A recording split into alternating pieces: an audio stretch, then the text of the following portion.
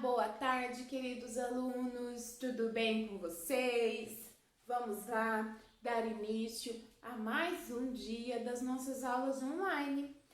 Hoje, dia 12/11 de 2020, quinta-feira. Nós vamos trabalhar as disciplinas de Geografia e Ciências, ok? Vamos lá? Peguem o livro de vocês, abram ali na página 16. Nós fizemos, na página 16, o exercício 3, que vocês responderam a letra A, B, C, D e E. E hoje nós vamos falar sobre as formas de relevo. Vocês sabem o que é relevo? Bom, o relevo está presente no nosso cotidiano, tá? É a superfície da Terra que apresenta formas variadas, como áreas mais altas, baixas, planas e inclinadas, ok? Então, pensa, Então, o relevo é o quê? A superfície da Terra. Vamos pensar nas montanhas, vamos pensar em uma rua que tenha muita subida. Depois, para você ir, por exemplo, você tem muita subida. Para você voltar, você já tem a descida, ok? Tem uma rua que é meio inclinada, ok? Então, isso é o relevo. Aí, ali na página 16, nós começamos ali, O relevo corresponde às formas da superfície terrestres, suas ondulações, elevações e rebaixados. Em geral, essas formas são produzidas pela ação da dinâmica da natureza ao longo da história geológica do planeta, embora muitas vezes também sofram influência das ações humanas. Então, esse relevo, ele faz parte da natureza, ok? O que é as ações humanas, Quando alguém, vão nessas áreas, por exemplo, olha, eu vou transformar, eu tenho que tirar essa subida, tá? Essa subida não pode ter, eu tenho que nivelar, certo?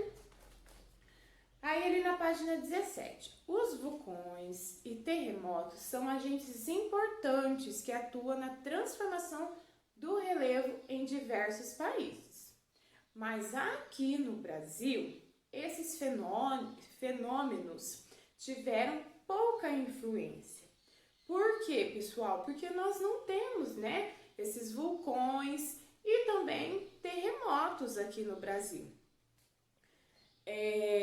Pois em nosso país, os principais agentes de formação e transformação do relevo são as ações contínuas das águas e dos ventos, Aqui no Brasil, nós não temos os vulcões e nem os terremotos, mas nós temos o tempo, o clima. Tem época que é de muita chuva, tem época que é o vento, não é? Época é o calor, e aí vai. Nós temos uma imagem, tá? Observe a ilustração abaixo, que representa uma área de planalto, como algumas montanhas e um desnível, onde vemos uma cachoeira. Então, olha aqui é um relevo, tá ok? O planalto, tá? O planalto, nós temos aqui também para a formação dessa cachoeira. Nos trajetos cotidianos, você já percebeu que existem áreas mais elevadas, mais baixas, áreas planas e outras mais íngremes, com subidas, descidas e curvas, Então, nós temos tudo isso. Temos aqui também, esta outra imagem. O que vocês estão notando nessa imagem, Qual é o relevo desta imagem através dessa observação? O que vocês podem notar que nós temos aí o que? Curva, nós temos descida, tá? Como você descreveria o relevo do lugar onde você mora? Aonde você mora aí? Como que é? É subida? É descida? É inclinado? Né? Como que é esse relevo aí? Há diferentes formas de relevo na superfície terrestre. As montanhas, por exemplo, são elevações do terreno que podem atingir mais de 8.000 metros de altitude, como é o caso do Monte Everest, localizado na Cordilheira do Himalaia, na Ásia. É a maior montanha do mundo. Acho que vocês já viram, né? Essa montanha. Muitas pessoas se arriscam, né? Gostam, praticam esse esporte para subir no Monte Everest, mas é muito perigoso. É o lugar mais alto que nós temos. Aqui no Saiba Mais, está falando um pouquinho sobre o que é altitude. A altitude se encontra na vertical, ok? É a medida. Mas, professora, altitude e altura, o que é? Bom, a altitude e a altura nós medimos na vertical. A altitude é a medida do mar, ok? Então, parte do mar. E a altura parte da superfície da terra, do chão, da onde você está. Aí vocês façam a leitura desse Saiba Mais para entender um pouquinho melhor sobre a altitude e a altura. Aí ali na página 19, tá? Nós temos as principais formas de relevo, tá? Quais são as principais formas de relevo? É o planalto, a planície e a depressão. Essas 3 formas de relevo. Aí na página 19, né, nós temos aí as 3 principais formas de relevo, tá? Que são o quê? Planalto, planície e depressão. Nós temos um mapa, tá? No material de apoio de vocês. Aqui, ó, na página 19, vocês vão lá no material de apoio. É este mapa aqui, tá? Que tá a página 21. Vocês vão observar o mapa e através da legenda, ó, unidade de relevo. Este meio marronzinho aí é aonde fica a planície planalto, tá? O amarelo, depressão, e o verde é a planície. Então, vocês observam as regiões do nosso país. E aí nós vamos falar um pouquinho sobre o planalto. O planalto corresponde ao relevo com altitude acima de 300 metros em relação ao nível do mar e está exposto a maior intensidade de processos erosivos. Então, é uma elevação mais alta, tá? A planície corresponde à porção da superfície terrestre mais plana, com altitudes entre 0 a 200 metros em relação ao nível do mar. É formado pelo acúmulo de sedimentos, que são transportados pela ação das águas e dos ventos. As planícies podem ser classificadas como continentes e litorâneas. Então, é ao contrário do planalto, né? As planícies, ela aqui está falando, né? Corresponde à porção da superfície terrestre mais plana. Então, vamos imaginar um lugar plano, tá? Planalto, um lugar alto. E a depressão?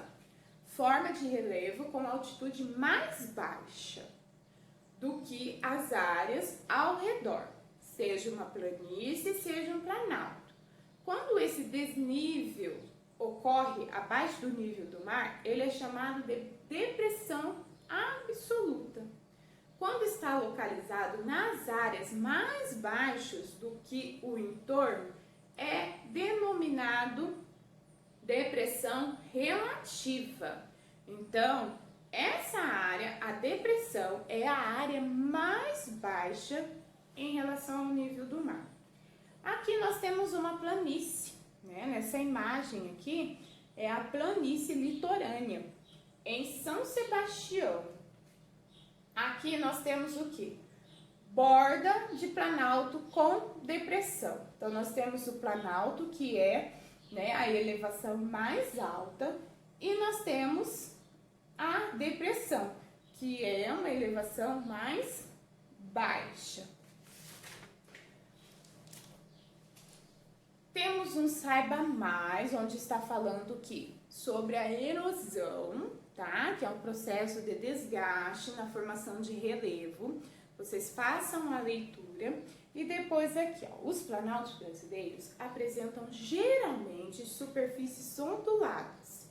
Em alguns casos, em suas bordas, há escarpas, degraus no terreno, que podem atingir desníveis elevados.